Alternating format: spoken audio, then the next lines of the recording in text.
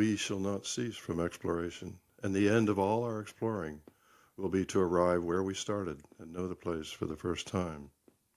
Arrive through the unknown remembered gate, where the last of earth left to discover is that which was the beginning. At the source of the longest river, the voice of a hidden waterfall, not known because not looked for, but heard, half heard, between two waves of the sea. Hey everybody, welcome back to another exciting episode of the How to Protect the Ocean podcast. I'm your host, Andrew Lewin. This is the podcast where you find out what's happening with the ocean, how you can speak up for the ocean, and what you can do to live for a better ocean by taking action. Look, the ocean is a difficult thing to understand. It is so big, it is so vast. 70% of our planet's surface is the ocean, yet 5% of it has been explored. We need to know the ocean because it affects nearly everything on this planet. The ocean regulates the global climate system, the weather, and even the amount of oxygen we have to breathe. Half of the world's oxygen production comes from the ocean. Most earthquakes occur in the ocean, so monitoring for seismic activity and tsunamis helps us prepare for these natural hazards. Understanding how the ocean is changing also helps us prepare for climate change impacts to ocean biodiversity and our own food security. However, it's really difficult to gather all of that data if you don't have the infrastructure in place. In comes Ocean Networks Canada, or ONC for short, Canada's National Ocean Observatory. Today, ONC operates high-tech cabled observatories on the Pacific, Atlantic, and Arctic coasts of Canada, and even in the Southern Ocean, that provide live, continuous data about how the ocean is changing. But it wasn't always that way. In fact, up until the 1990s, ocean science was done very differently. I'd like to share with you a clip from the World Ocean Council Ocean Titans film series called Beyond the Abyss, Ocean Intelligence for a Sustainable Planet. In this film about the Ocean Networks Canada, its president and CEO, Kate Moran, explains how Maverick scientists turned the idea of continuous real-time ocean monitoring into a reality. Ocean Networks Canada was founded by 3 Mavericks in oceanography who decided that we needed to put sensors in the ocean so we could understand it in real time. Prior to Ocean Networks Canada, data was collected on ships here and there, one point at one time, and then the next day the ocean changes. So we couldn't get an understanding of the full picture of the ocean. University of Victoria professors Emeritus Verena Tunnicliffe and Chris Barnes were 2 of those founding visionaries of ONC 19 years ago. They were the directors of ONC's 2 major cabled observatories off the west coast of British Columbia, Venus and Neptune. They were soon joined by other Mavericks, all driven by a spirit of adventure and discovery. It's a bit of a dream of mine not only to be joined by folks from Ocean Networks Canada on the podcast, but also to be able to kick off this new series, Surfacing Secrets, Explore the Ocean, Know the Planet. 1 episode a month for the next 12 months, talking about the innovative work that's being done at Ocean Networks Canada and its partners. Today, I am absolutely delighted to welcome 3 ocean science mavericks to the podcast. Kate Moran, ONC's president and CEO, Benoit Pirenne, ONC's corporate innovation and technology officer, and a key architect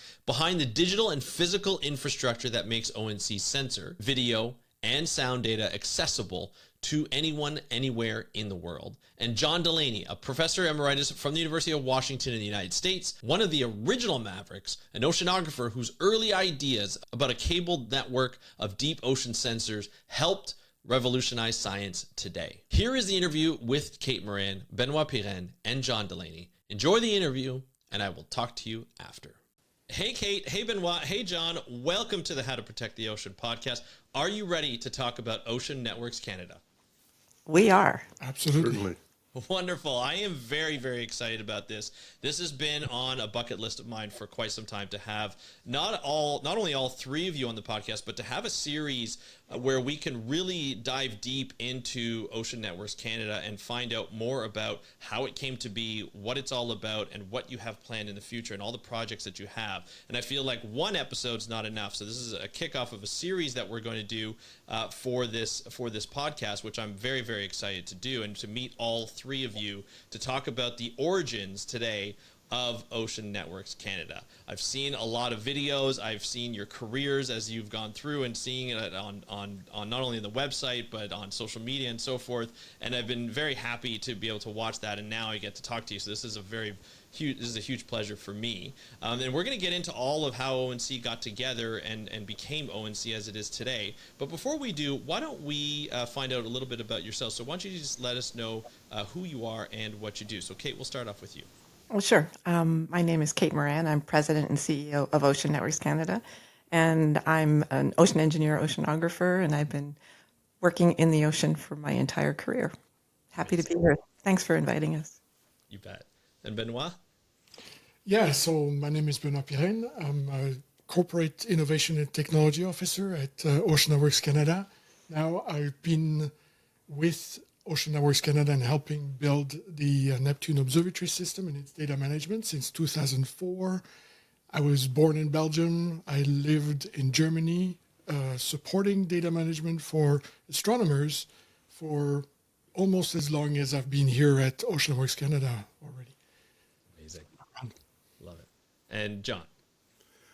Yeah, I'm a retired professor from the University of Washington, School of Oceanography. And I kind of started my career as a geologist mapping limestones in the Shenandoah Valley, and then got a PhD at the University of Arizona. And my first job and only job I ever had was working at the University of Washington, and took the job in oceanography before I'd ever been to sea. So it was a great eye opener when I first went to sea in 2020, sorry. 1980 had my first Alvin dive. So since then, I've been studying underwater volcanoes offshore here and around the world. And I was involved in developing the fiber optic cable that goes out of Oregon and across the Juan de Fuca tectonic plate as a complement to what ONZ has done in the Neptune program. You know, you all have had such amazing careers, even before you started with ONC. So I'd love to hear a little bit about how you all got started in your careers. Kay, let's start with you. You know, you grew up in Pittsburgh, and being an ocean engineer, was that always something on your mind? Like, was that always a dream of yours to do that, or was that something that changed throughout your academic career? Oh, yeah, well, I actually grew up in eastern Pennsylvania, but went and took an engineering degree at the University of Pittsburgh. And I did that because of the fact that it was the beginning of Earth Day and when I was in high school. And I was applying for a university, and my physics teacher, whose name I will always remember, was Mr. Missile. Perfect physics. He said I should go into engineering, and I didn't know what that was. So it was in the days when you wrote and got your the catalogs, and the University of Pittsburgh actually had environmental engineering as part of their curriculum. So I applied there and was accepted. So I was really interested in the Earth at that time, in terms of a clean Earth and all that kind of thing. And then when I graduated, I took a job working in environmental cleanup for a big company that made toilet paper. And it made me crazy. So I quit, and I took advice from another professor at Pittsburgh to go to graduate school in ocean engineering in Rhode Island. And I went to sea for the first time in January of the first year I was there in the North Atlantic, and got terribly seasick, but fell in love with it. So that's how I got started. Do you still get seasick to this day? Oh, well, it usually just the first day. Yeah. I've developed a technique. I eat a lot of saltines, don't lie down, go out on deck a lot. Gotcha. Get that fresh air. Mm-hmm. Yeah. Nice. Okay, Benoit, how about yourself? What really got you started to learning more and working more within the ocean, coming from Belgium and moving and living in Germany for a bit? Well, my degree was in computer science. Okay. And so, but I had always had a very strong interest in the sciences, and decided that I wanted to continue to support science. And I was lucky enough to find a job with a large international organization in Europe that was meant to deliver telescopes to the astronomical community in the world. And so after a co-op term there, they decided to hire me, which was great.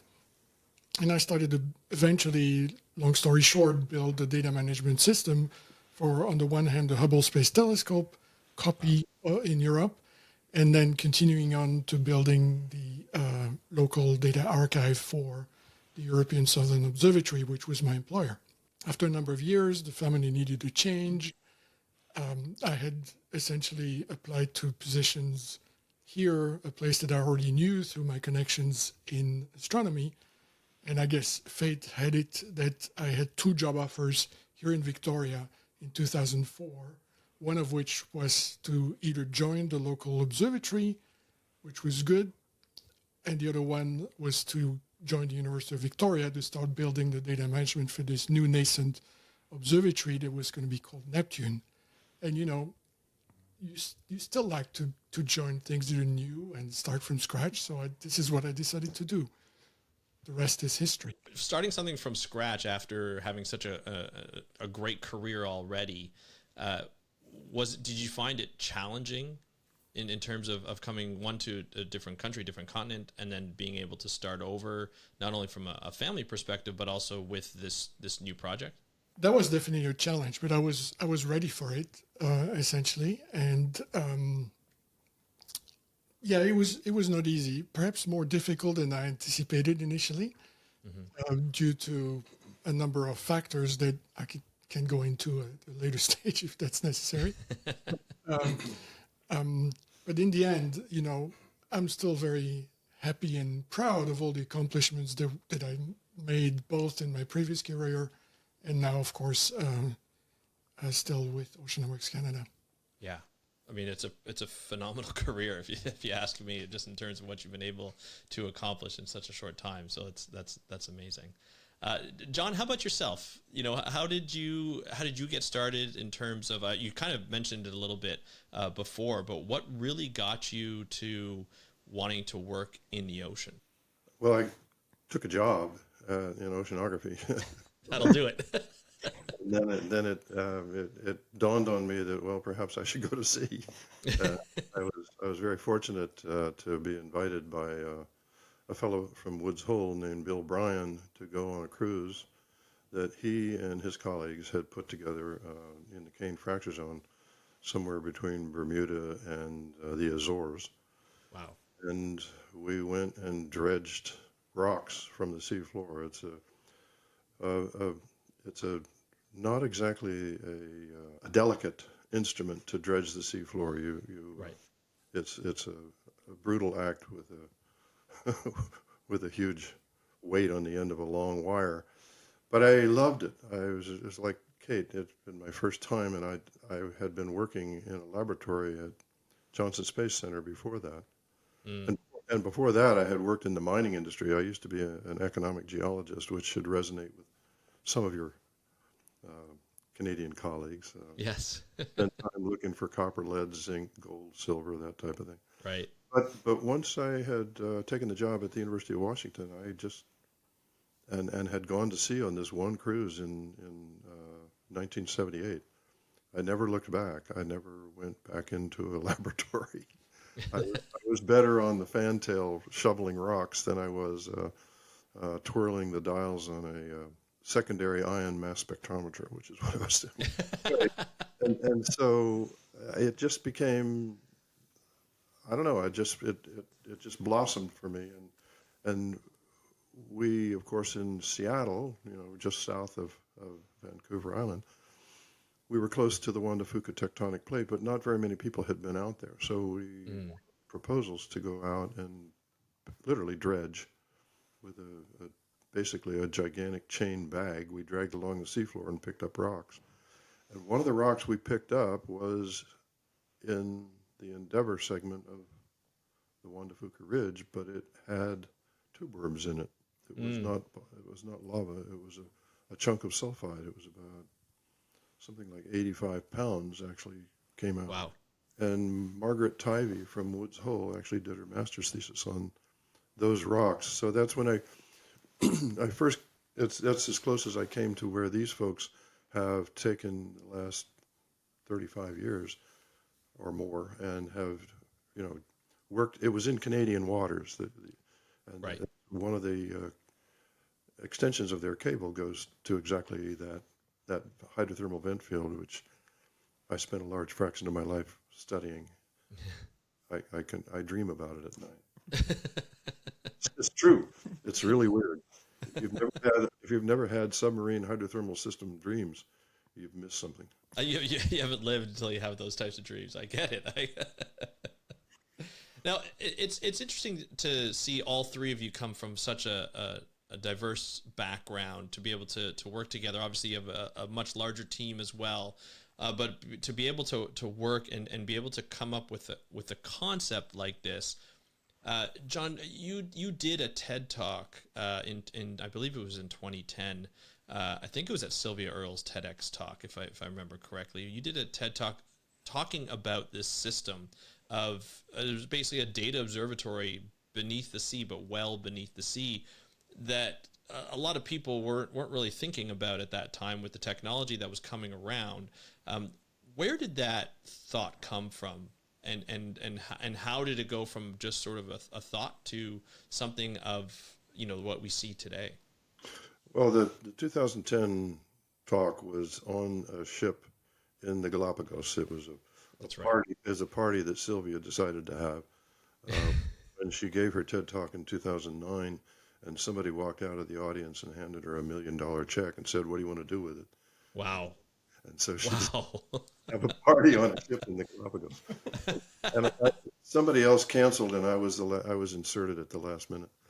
Anyway, I had also lived in the Galapagos for 6 months back in 1970 and 72, inside the volcanoes. That's when I first got whet my appetite, so to speak, for volcanoes. But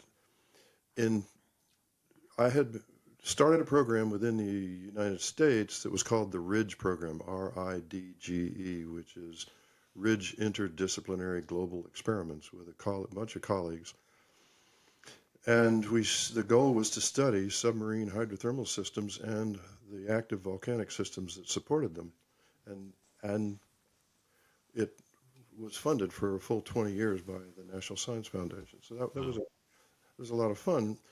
But toward, I guess somewhere in the vicinity of 1991, I was at the American Geophysical Union meeting in San Francisco, and sitting in a bar with a guy named Alan Chave, who was part of this program, and I was complaining about how hard it is to be in the submarine and look out the window, which is 3 or 4 inches thick and about as big around as that, Yeah. and not be able to touch the rocks, because I'm a field geologist. I was used to reaching, and you can see it, but you can't touch it. Yeah. Because the first time around my first dives were in 4,000 meters Wow. water on the Mid-Atlantic Ridge. And so I was complaining to him, and he said, well, there's something new going on at Bell Labs, and it's called fiber optic cables. And we have recently laid a cable across the Atlantic, which I think was called TAT-8. Do you know? Yeah, mm-hmm. TAT-8. And he said, now they're getting rid of some of the old cables. Maybe we could pick one up and do something with it. And that was the beginning of the idea from my point of view. And so, long story short, it's too late for a long story to be short.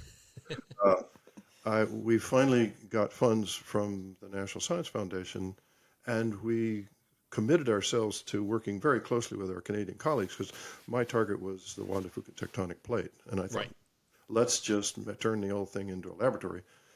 And so we spent a lot of time with our Canadian colleagues, and we were about to launch things together, and then 9/11 happened.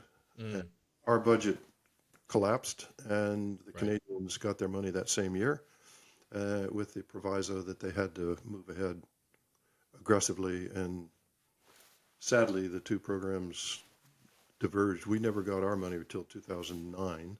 Oh, wow. So it took a long time. And so I'm hoping that I can capture the interest of Canadians to play together in a bigger sandbox than we have been in individually. So Yeah. I'm going to stop there. There's a lot. You ask an Irishman to tell a story, and you really have to give him a time limit. No, I love it. I think it's great. I love it. Kate, to just kind of continue on with that, as John was mentioning, he's trying to build his program. It got delayed, but then the Canadian program happened. Was that money that really birthed ONC at the time? Well, I wasn't here at that time, so Okay. that was two. I called John Delaney a maverick, and the two people that were here Mavericks, Verena Tunnicliffe and Chris Barnes, and both Chris and Verena were the recipients of funding. Mostly Chris for the Neptune Canada. At that time, it was called Neptune Canada Right. Observatory, and it was from a relatively new funding mechanism in Canada called the Canada Foundation for Innovation. And they developed a new program that was called the International Competition. And it was quite a rigorous competition. And through Chris's leadership, they won that award to basically build Neptune. So that was, and they got on with it. They moved ahead, worked with Alcatel, and Benoit arrived 3 years after, in 2004. Is that right, Benoit? Yeah, I guess I Yes. was part of the very first people to be hired for the Neptune Observatory establishment Right. by Chris. Yeah, and so that started the work of designing, engaging the science community to decide on sites, where should the nodes go. Of course, John's dream came true when the Endeavour segment of the Juan de Fuca Ridge was part of the build for the Neptune Canada Observatory, and then Verena was also in her maverick way.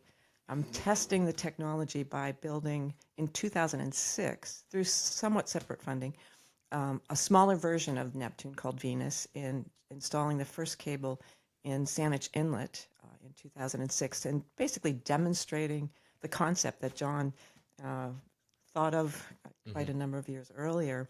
And then Venus expanded in 2008 into the Southern Sailor Sea. Some people call it the Strait of Georgia. And then at the end of 2009, when John's team finally got their money, Neptune was turned on. And so I arrived here in 2011 in September, and I came here first and took over Chris's position. Chris decided to retire as Neptune Canada director, and I became first the director of Neptune Canada. And then the following year, I became president of Ocean Networks Canada. Now, to have this type of technology, not only between the U.S. and Canada, but just for Canada to get that funding. As a Canadian scientist, we don't have a lot of funding in Canada to do ocean work. How important was this for not only the University of Victoria, but just for Canada in general, to get this funding and to be able to lay these cables, to be able to put this technology in the water at a time, where technology was really ramping up in terms of, cell phones and computers and the miniaturization of computers and the power that we can hold. How important was that for Canada? Well, it was incredibly significant, and I think the leadership at the University of Victoria was also part of the alignment of making this work. At the time, the president of the university, David Turpin, an oceanographer in his own right, took the chance to actually receive this money and start this build. A risky thing for a relatively small, great university, but a relatively small university to take on. And especially because in Canada, it's quite different than what's in terms of how funding supports these big infrastructure projects. Because in Canada, the University of Victoria essentially owns the infrastructure. So that means the president he had to convince the board of governors of the university to take on this risk. So in comparison, in the United States, when the National Science Foundation invests in infrastructure, they have the backstop of the federal government in terms of replacements and support. So that was a really important aspect. I don't think if David had not been here making that case, you could imagine that us that risk may have been too much to handle. So kudos to the University of Victoria for Yeah. stepping up to the plate to make this happen. Sure. But of course, when I arrived, there was a competition to provide operating funds for this infrastructure that was now built. So Neptune was turned on in 2009, and then Chris and the university scraped together to get money to operate it. But there was a competition the proposal was due in September of 2011 when I arrived, and then that was really for 4 of Canada's major research infrastructures. They had a different name called Major Science Initiatives. And to have an ocean program at the top of the scientific infrastructure game in Canada was huge. It meant that Canada was a player in oceanography in a major way. And so, I arrived here. I was surprised I got the job, but I was happy to contribute. At least I contributed one of the aspects of the proposal that I think has been very helpful.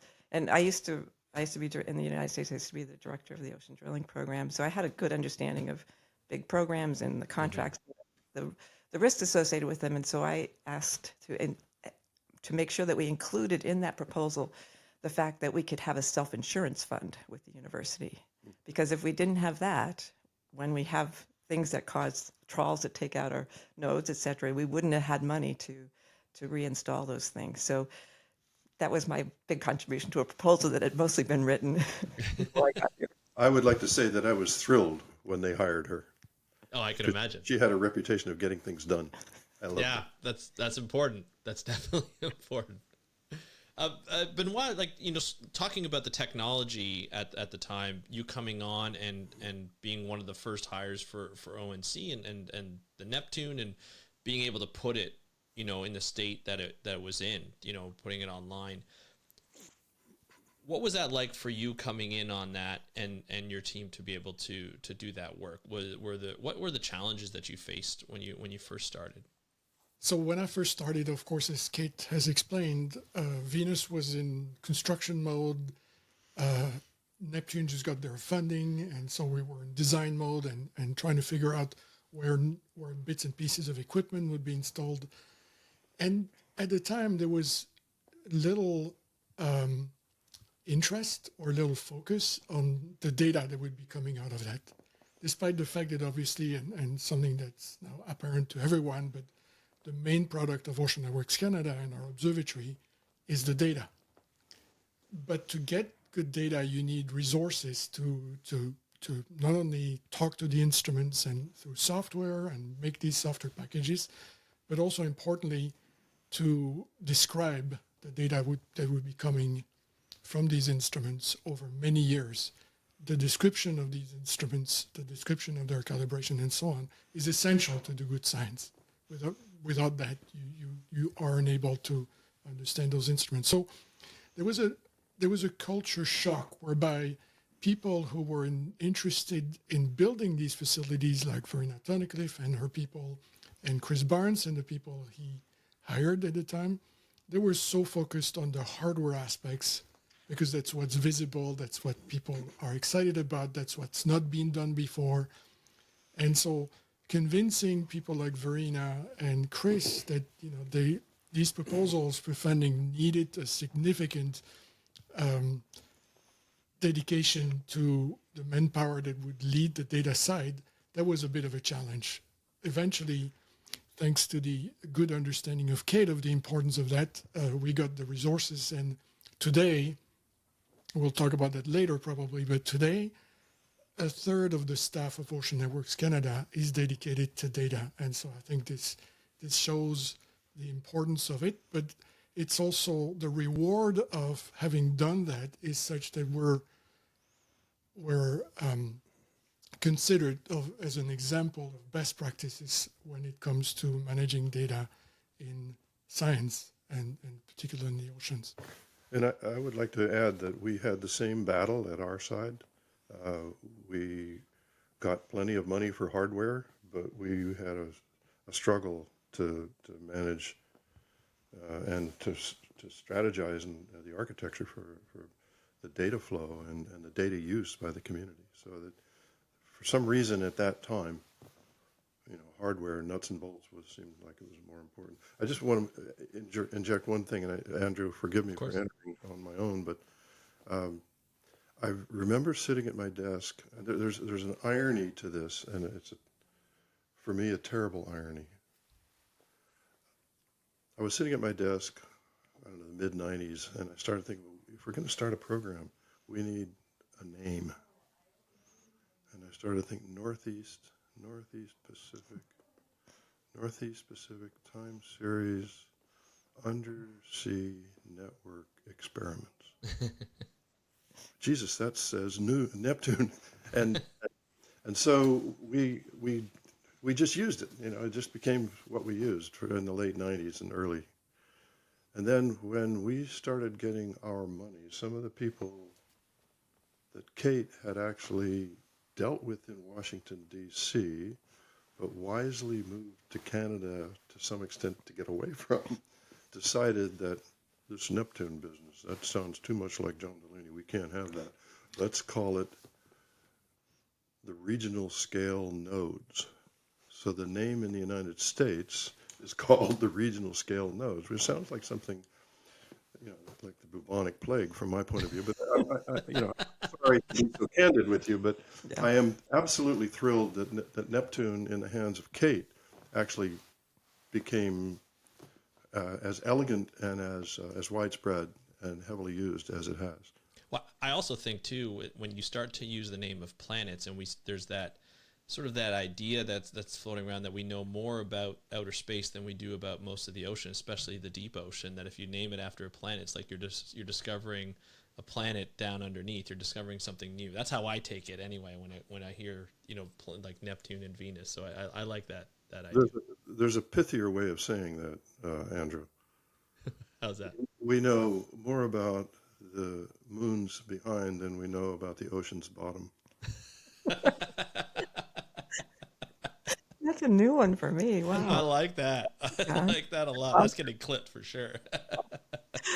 Yeah. Do you mind if I jump on the data side just Absolutely. a bit? Because, Benoit's being humble. I mean, he actually, I think there was pressure to actually hire a company to develop what now we call the digital infrastructure, or Oceans 3. And Benoit pushed to make sure that it was built in-house. And now we have moved to the stage in Canada that we're demonstrating to the other operators of major research infrastructure that it's not just the physical piece that's part of the build, but it's what we call digital infrastructure. And so we now at Ocean Networks Canada have a director of physical infrastructure and a director of digital infrastructure, and they have equal importance in terms of how we deliver for a wide range of stakeholders. Many of us appreciate what you did. Absolutely.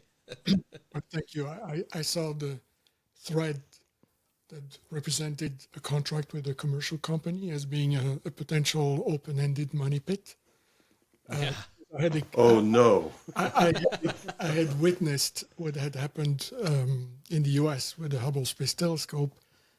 They had hired companies at the time back in the 80s, early 80s, that came to cost $30 million US at the time.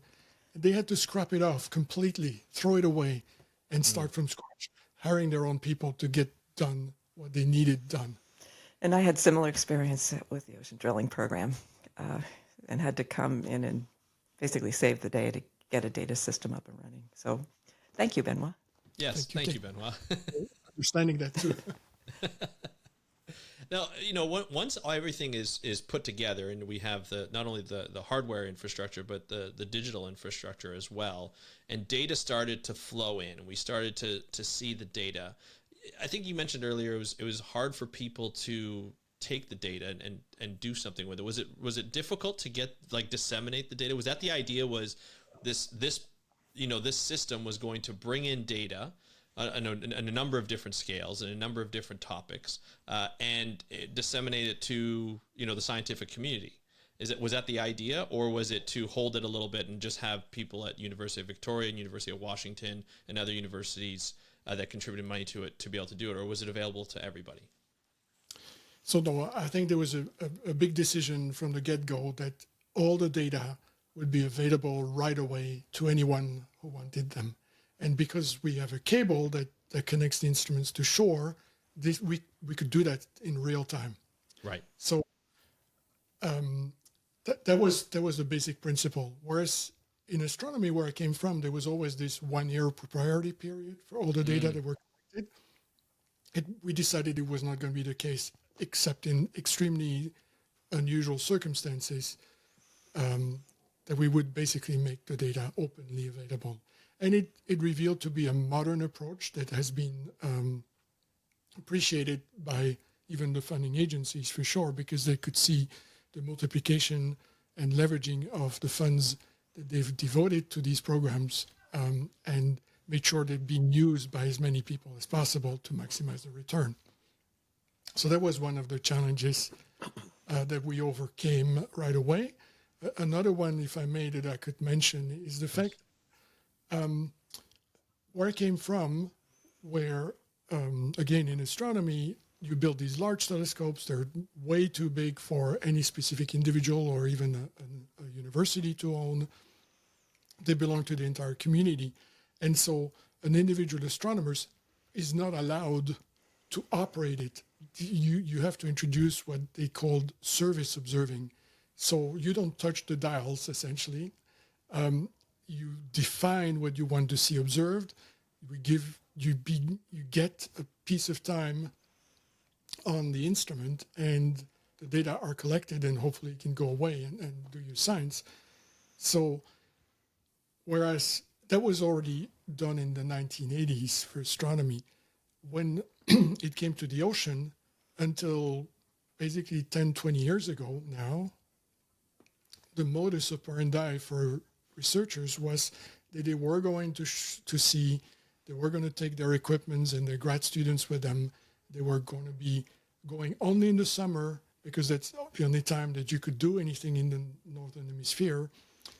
They would collect your data, maybe transfer the data in a computer, put it in a drawer until you have time to look at it. And this culture was prevailing still at the time. And that was another challenge, to convince people that no, data management was important to maximize the science return. So again, we had to face the culture shock, or the users had to face the culture shock that we were try to impose on them, because suddenly we were making at their disposal a tool that was going to be providing them a lot of new capabilities, but was also very much different from what they were used to deal with in the past. So another one of the challenges to overcome in my position at the time. There are a couple of others that are really important. One is graduate students who have a master's thesis to finish in a year or two. If they're using data that is flowing out the end of a garden hose to everyone in the world, have a little bit of difficulty being sure that they will be the ones to complete that particular work. So that was another cultural wrinkle within oceanography. And the third cultural wrinkle is that oceanography, unlike astronomy, most of the data in astronomy is one form or another of wavelength, whereas in oceanography, there's the physics of what you're studying, which comes in many forms. There's the chemistry of what you're studying, which comes in other forms, and sloppy water type things. And then there's biology, which confuses both of the others. And so it's the complexity of oceanography compared to astronomy is, I won't say it's greater or less, but it's very different. And so you have all those tangible elements that, in fact, what Benoit referred to was many times chief scientists and their immediate acolytes would bring their data home, and not everybody got to look at it for as much as a decade, half a decade sometimes. And so the idea of having a constant, somewhat endless flow of semi-infinite amount of information was a great shock, and I think Benoit is the pioneer. Yeah. And Kate's absolutely right. He is You're way too modest, young man. What I want to highlight as well, and I think you touched on another challenge that I wanted to raise at some point during this conversation as well, which is the diversity of types of data that would be coming from the observatory. And that from a leave the cultural alone now, from a technological aspects, from a techniques and level of effort perspective, the fact that we had to deal with so many different types of data, but also different types of instruments, was in fact one of the big technical challenges, essentially something that would cost us because it takes a lot of labor to address. Right. And we needed also to design the observatories and the data management system, the digital part of the initiative, in a way that would allow for the existence of many, many different types of instruments that would change over time, that would evolve, that we would not make ourselves. Also, we were at the mercy of commercial companies that would build those and would decide to change the nature of on you. So we had to build a system that was really flexible, that was able to evolve with the instruments, change and support new types of systems. And that's why today we have, from simple temperature sensors all the way to 4K cameras streaming video to hydrophones streaming sounds from the oceans all the time.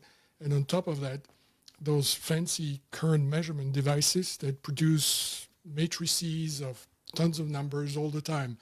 So the structure of the data, their diversity, and the constant change of techniques and technologies in these instruments is a challenge. And today we continue to witness changes in those techniques. So that's exciting. It keeps us alive. Sure that our job is not boring. That's for sure. Yeah, absolutely. Always adapting, right? As one does. Let's talk. I love the talk of like the infrastructure and the data that's coming in. Let's talk about some of the major projects that have come out and discoveries that have come out from the data from ONC. So Kate, as someone who's obviously the CEO and president, what highlights that you would like the people here on the podcast to know about in terms of what has come out of the data, and what projects have been really a highlight for you personally and for ONC? Well, I think one of the most important aspects is now that we're a little bit long in the tooth in terms of the observatory, we're starting to get the amount of time to enable us to understand the climate impacts on the ocean. Not that that's something that we want to herald, but it's really, we have to understand it to act. And so now we're actually seeing oxygen changes, temperature changes. And what I'm happy to say is that because of the fact that we have real-time data, we're almost like an early alert system change. So a couple of summers ago, we saw oxygen changing at one of our coastal sites that hadn't happened before that we knew of. And so that then triggered a whole group of people to go out and capture more data to understand that, in fact, the low oxygen events that were common at that time in the offshore, the Pacific Northwest of the United States, was now reaching Canada. So understanding these is really important to talk about climate change in a way that has impact. We also were able to monitor the impacts on the coastal zone during what was called the big heat, or the warm blob. Yeah. And that had economic impact in both Canada and the United States. So these changes are not only the fact that we're seeing life forms moving into new environments, but in fact it is an economic impact on the country. So that has now led us to in our new strategic plan we have 3 goals, and the third one is on climate action. And so what we've now been moving towards, that I'm really proud of, are coming up with research areas to work on how we can remove CO2 from the atmosphere using ocean solutions. not that we're advocating anything as an organization, but we're developing observations so that we can test these ideas, determine their efficacy, and then provide information that could value them based on the amount of carbon that's removed from the atmosphere. So that will be an important aspect of how we as a scientific community contribute to advancing these new technologies. But I'm going to stop and just say one thing that everyone here at the organization is extremely proud of, and that is the fact that we have, starting in 2012, and I arrived as Neptune director early in September 2011. I went to Benoit and I said, there's this Canadian High Arctic Research Station that was announced by then Prime Minister and 2 years before, and there's nothing up there. We should put an observatory up there, okay? He said, okay. So in 2012, we installed the first small cabled observatory in Cambridge Bay, Nunavut. And we were being, colonial in our ways. Yeah. That way. And we put a sea ice thickness monitor on it. There's a company in Vancouver Island that measures sea ice thickness. Because what? There's sea ice up there. And we learned that the community wanted to have that sea ice data showcased in the co-op store because they needed to know how thick the ice was to take the shortcut to the airport or go out and hunt on the ice. And it was like this big aha moment of, we need to do this for other coastal Indigenous communities. And that set us on this path of much more humbly engaging with now almost 40 different coastal communities in Canada and delivering data that's theirs. And they then have essentially power to be at the table with industry and government with their own data to say, hey, there's things changing here and we can show you the data and we need change in the way that you're doing your business or that you're regulating the ocean. So we're all very proud of that. And now we have a large team that engages these communities in meaningful ways. And we have youth science ambassadors. And the first youth science ambassador, Mia Atokiak from Cambridge Bay, Nunavut, she was there as a high school student when it was first installed, graduated from high school, became one of the first students in her class that actually went into a science career in the government of Nunavut.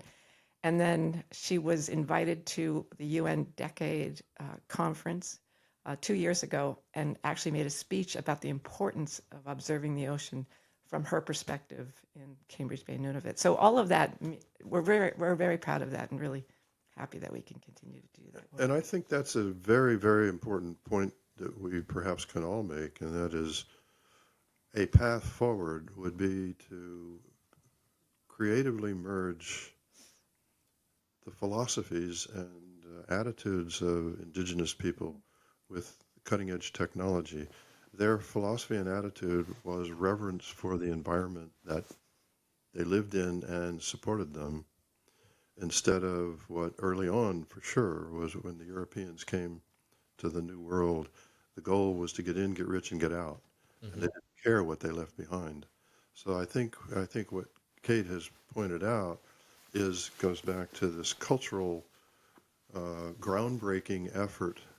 There are many levels of this cultural point, but I think it's extremely important, and I think Neptune Canada has certainly led the way in that effort, and they deserve tremendous credit there. I don't know where that kind of credit comes from. I guess they continue to get funding, so that's kind of thin gruel compared to there should be a Nobel Prize for fiber optic cables. I'm kidding. Well, but I mean, there's a lot of challenges to also put up cables in the Arctic, right? Like we're not talking about the friendliest environments to work in. These have been often very difficult and challenging places to work in, obviously with climate change helping that out in terms of making things a little easier to work there and be able to lay this type of cable. Was it a difficult thing to do to lay this fiber optic cable in the Arctic? Well, it's in a coastal environment, so it's relatively simple, but certainly that we had to design it so that the challenge in these sea ice covered areas is that the land fast ice can take out the cable. So we developed a technique to protect those cables. And in fact, last January, we decided to go even further and we installed a coastal observatory in Antarctica. just in a Wow. and we have developed talk about our physical infrastructure team. They're amazing at developing these coastal observatories that are relatively easy to install, protected from sea ice, for example, and they have incredibly developed innovative ways to maintain them. And that continues to improve over time, so much so that we are planning to install many more coastal observatories in Canada, because Canada has the longest coastline in the world, Yes. and most of it's in the Arctic, and most of it's not very well understood. And so, in addition to developing these coastal observatories, we have decided to move forward with developing systems to measure things like coastal radar, which is measuring surface currents that are renewable energy powered, compact. You can deploy them by helicopter so that we can begin to populate these areas of the Arctic with power systems and coastal radar, but possibly other sensor systems to build up that presence in the Arctic to understand our own coastline. So those are the new things that are coming. I'll just come back to one other thing I'm proud of, and it stems back to somewhat of Benoit's background and John's decision to name the Neptune. Thinking about planets in space. We also have a terrific physical operations team. In 2018, the high energy particle physics community knocked on our door out of the blue and said, we want to install a neutrino observatory, and we heard that you know how to put things in the water and make it work. Mm-hmm. And I was telling John about this morning, and in 8 months, we designed, built, and installed a test neutrino observatory at our deepest location. And that has led that community now to secure funding to build probably the world's biggest neutrino observatory going forward. It will be similar to the neutrino observatory in Antarctica that's owned by the U.S. National Science Foundation called IceCube. And that's moving ahead apace. And we're really proud of that. Yeah. Because, as we mentioned, the diversity of data, there's every science in the ocean. So it's like crazy to call oceanography. It's every science in the ocean. Yeah. And so that's what we're measuring for every one of those sciences. We deliver data. But this is this is the technology that we know what we can do. It's just a matter of putting it into place and almost being there. And I think, and a lot of funding. And I think that obviously that's a big part of it. But if we're going to continue to explore the oceans as crucial as they are, we're going to need this type of funding. We're going to need places like ONC to continue to bring that data to people on a regular basis. Benoit, just from a data infrastructure standpoint and a digital infrastructure standpoint, what are some of the things that you're working on recently, or your team's working on, that we could expect to come up on the horizon? Well, as I said before, there's always something new coming up, and it's not coming from us. It's coming from the community of researchers who build new types of instruments. It's coming from industry who invents new methods to collect data. Mm-hmm. And this is all very exciting. And so to me, what's going to be coming out for us in the next year to 5 years is those new instruments that have a relationship with what is commonly called fiber sensing. Basically, you take a fiber optic and you shine a laser light very frequently, like hundreds of times per second. And in between the shots of light, you look at the backscatter. You look at the reflections of this particular flash of light at every point along the fiber because of the impurities on the glass of the fiber. You are going to have these reflections. And if you observe this like a lot of times, 100 times per second, you can start building a concept of changes that occur in the fiber at a very fine resolution, meaning not only spatial resolution along the fiber length, which could be up to 100 kilometers, but also sense very precisely the changes that occur to the fiber from when it's subjected to strain, stresses, temperature changes, and all that.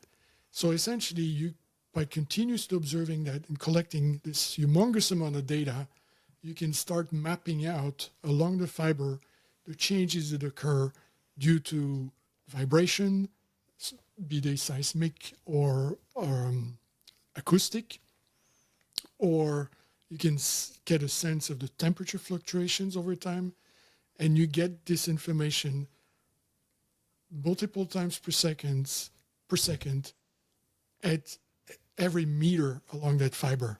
So you can imagine the data volume that will come out of it. Yeah. It's going to be orders of magnitude more than whatever we're dealing with today. And again, back to the culture clash with the community, they have to learn quickly now, not only to deal with data 365 days a year, which is what observatories like Neptune and Venus and others put them in front of. They're going to have to deal with a lot more data now. And we're going to have to provide the community with, we're going to have to help them dealing with the data volume by providing new tools.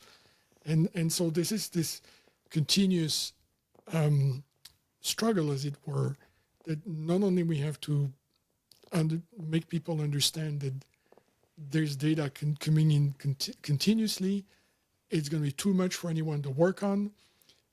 So we need to help them with new techniques such as data visualization systems, and more recently, again, these artificial intelligence / machine learning systems that in principle should be able to help people detect what's in there and tell them what it is. And because of our emphasis on digital infrastructure, we're trying to position Oceanography Canada as a data provider for these systems because we know they're coming, and we know that they'll be important for research. But of course, as you probably understand, they're also important for national security. So we want to be at the Canada wants to be at the forefront of delivering these kind of data for the research community, but at the same time, having those agreements in place to protect the information that's needed for other types of information that the government needs. Yeah. This is an extremely important point. It's the absolute cutting edge right now for both the science and the technology, and it's the idea that machine learning and artificial intelligence could actually be trained as part of our process now to digest this massive meal of data is very, very important. My small scale view, it would be nice if we could turn on the Canadian system and the U.S. system, and then the ocean in between the two we would have resolution of whatever is going on in there, at least with regard to whales, maybe with regard to earthquakes. Not sure how the two would work together, but if we could get to that point, that would be just very, very exciting closure to what sadly started with 9/11 when we parted company and haven't worked as smoothly and well together as the original vision was. And both groups necessarily and understandably had to go their separate ways. But with the unity of this idea and the idea that the Canadians might cut new ground in terms of managing the data as well as making it available, making the products available. That's really exciting. I'll kick this back to Benoit. The global network of fiber optic cables is something like 1.5 million kilometers on the sea floor. If all of that could be used with this kind of resolution and frequency and a presence, the awareness of what goes on the planet at the global scale would be phenomenal. And I don't know, you have to address whether or not that's even feasible, because a lot of people who own these cables don't want anybody else messing with them. They want to own it entirely. Right. Yes, and it's a good segue. One of my projects right now is to be part of this so-called smart cable initiative that try to promote the use of new but also existing cables for ocean sensing taking advantage and leveraging these 1.4 million kilometers, as you say, of cable that already exists, and the doubling of that will probably exist in the next 10 years. And so, yes, it's a challenge, but I think because these techniques that I was describing, the use of the use of fiber sensing can be also seen as a cable protection system, because you then understand what's happening in your cable. Like for example, there's an anchor drag that's supporting the cable, and it could be cut like any minute now. Then you kind of pre-warned. It doesn't mean you can stop anything from happening, but at least you can trace back not only where it happens, when it happened, and who might be the culprit is something you can derive from the data you're collecting. But more importantly, as John was saying, even observatories that go of 300, 400, 500 kilometers offshore, like the regional scale nodes in the US and the Neptune Observatory at Oceanworks Canada. You can call that Neptune US now. I'm okay with You that. would be okay with that. I'm going to be dead soon. They can't get me. Try that. Yeah. We'll try that. Yes, so they're only covering the coastal zone, as you could call it, right? They're going only so far offshore. And the Pacific Ocean is so large. I always think of that picture that Kate uses in her presentations about Oceanworks Canada and why we're doing what we do. It's because you can actually project the Earth and have a view of the Earth that is almost entirely blue with just some edges of it covered in South land. Pacific, And that's yeah. the Pacific Ocean view. Right. And you look at it and you see where we are, and even the Neptune observatories cover very tiny fractions, just a few pixels of the screen. And so because those telecommunication cables, the submarine telecommunication cables, go from continent to continent, they represent a huge opportunity to understand a lot more about the ocean. There's still some technological issues to resolve, but within a few years we'll be there. We'll be able to use these fiber sensing methods or other techniques to collect a lot more data about the ocean. Yeah. And of course, of interest is the seismic aspects. I was just seeing recently the now and the future view of an understanding of the Earth crust with smart cables and today, and that's huge. We would learn so much more about how the Earth tectonic system works if we had these smart cables with a number of sensors on them. You mean when? And They're coming. And that's what, again, just a reminder. We want to position ourselves as a data delivery in that space, particularly because Ben was also part of a group that's advising on a telecommunication cable across the Arctic Ocean because of the concerns of our European friends from a security perspective of relying on telecom cables that are in areas of war. Let's put it that way. So, and it's important for the audience to be reminded again that almost all of our internet traffic is on telecommunication cables. Elon Musk is not saving the world with Starlink. It's the telecom communications. And so by piggybacking on these with sensors, we then begin to actually sense the whole planet. And Kate, can you also develop the idea that we're a little worried about a magnitude 9 earthquake? Oh yes, of course. I forgot it. Wow. Yeah. So we've Ocean Networks Canada, with provincial funding, installed an earthquake early warning system for the southwestern part of British Columbia, which is at risk of a magnitude 9. The last one was the anniversary was just a few days ago on January 26, 1700, where there was a magnitude 9 that's estimated earthquake caused a giant tsunami that crossed the Pacific Ocean. And the reason we know about this earthquake was because of the fact of tax records in Japan. All of a sudden, on one specific day, there were no more taxes collected in most of the coastal villages in Japan. But then, because scientists knew that happened, Then they went back and started talking with the indigenous communities here on this coast who had the stories in their storytelling, and so it Yeah. was clear that the communities knew it well. And I need to just talk a little bit about what we were talking about earlier with our indigenous communities. So one of the things that we're doing at Ocean Networks Canada is developing data products that are unique for indigenous communities and Western science, if you want to call it that. So when we actually do inundation modeling of a magnitude 9, we've done most of the coastline of Vancouver Island, a large part of the populated area of the mainland of British Columbia. We're now working on Douglas Channel.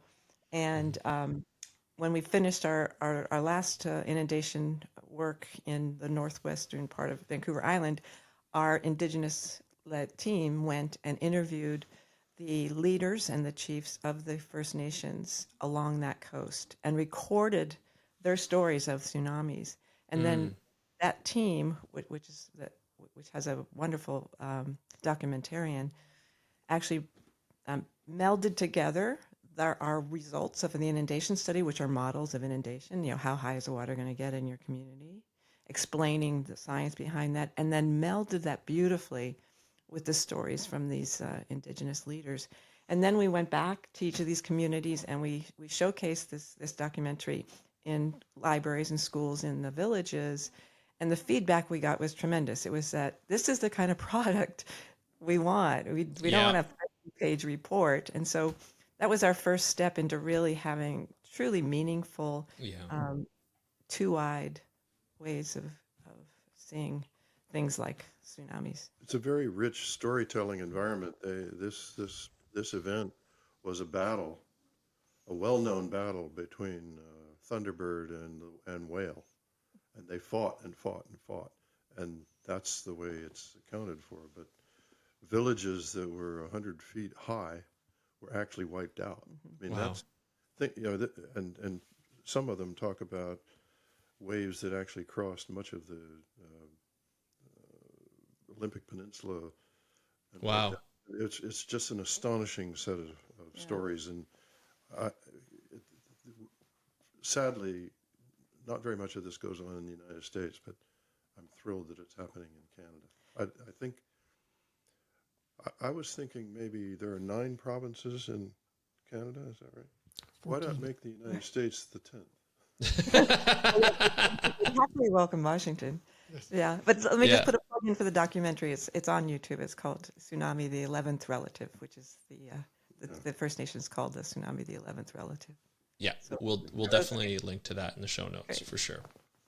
Yeah, listen, this has been a phenomenal episode already, and I know we could probably go on for hours to be able to talk about all the different things that the ONC has done and will continue to do, and continue to adapt to new different ways of understanding the ocean, with new different ways of learning about data and managing data and so forth. I want to thank all 3 of you for joining me today on this episode, because I know my audience is very hopeful in the types of understanding that we can have in the future, and that we've already had from the data, and to see how all these networks of cables have been able to expand to different communities, not only in Canada but Antarctica and other countries. I think it's phenomenal to be able to see that. Gives me a lot of hope for our future, and being able to understand what's happening and have early detection systems and so forth. So I want to thank all of you for not only your contributions, but for coming on the episode today and telling our audience all about it. Thank you so much. Appreciate it.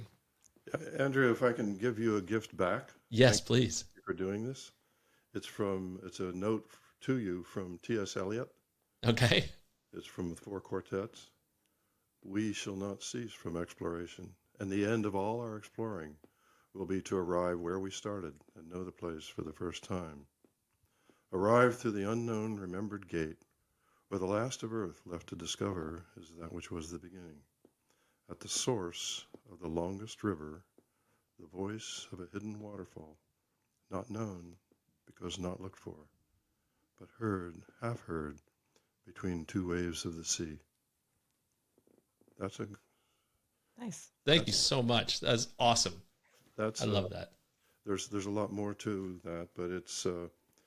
I recently went to a ceremony in Annapolis where they devoted an entire ceremony to naming a new ship for one of our colleagues, Don Walsh, who dove into the Marianas Trough in 1960.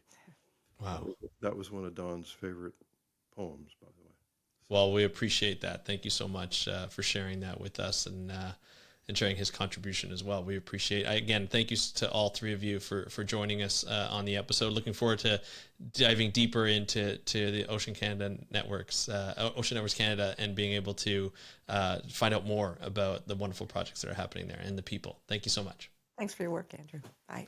Bye. Thank you, Kate, Benoit, and John, for joining me on today's episode of the How to Protect the Ocean podcast, and to kick off the first episode of Ocean Networks Canada series, Surfacing Secrets. Explore the ocean, know the planet. Wow. It has been an eye-opener to hear how out-of-the-box idea of deep ocean cabled observatories in the late 1990s have evolved into the state-of-the-art observatories we have today. The spirit of adventure, discovery, and innovation still persists at ONC. And I gotta tell you, I'm super excited. This is something that I've been waiting for a long time. I'm so excited to dive in deeper, not just to one episode, but to do multiple episodes. In the next episode of Surfacing Secrets, Explore the Ocean, Know the Planet, we get to meet engineers and a deep sea robot operator involved in Ocean Network Canada's expeditions to maintain their deep sea observatories off the coast of British Columbia. And according to Kate Moran, it's pretty complicated work. Here's another clip from the World Ocean Council's Ocean Titans film. Ocean Networks Canada really is an ocean data and technology powerhouse.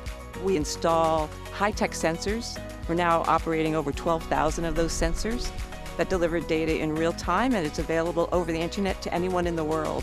And so we deliver this incredible technology with this team of engineers, scientists, technicians, data people, GIS people who work together to make that happen. And for those who don't know, it's harder to put sensors in the ocean than in space. Join us next month to continue this series, but of course you can watch every episode in between that. You can also subscribe and follow us on YouTube and hit that notification bell so you don't miss any episodes.